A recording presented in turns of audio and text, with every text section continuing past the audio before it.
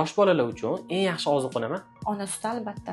Ona sutiga yetadigan hech qanaqa polivitaminlar ham yo'q, antibiotiklar ham yo'q. O'shaning uchun ham har doim ona suti bilan boqinglar deb aytamiz yosh onalarga.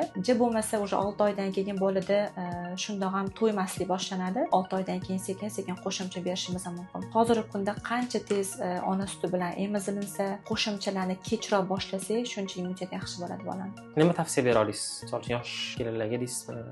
Tug'ilishi bilan ona sutida katta qilingan bolalarni tug'ilishi bilan semesda katta bo'lgan bolalarda farqi juda katta. Birinchidan immun sistema.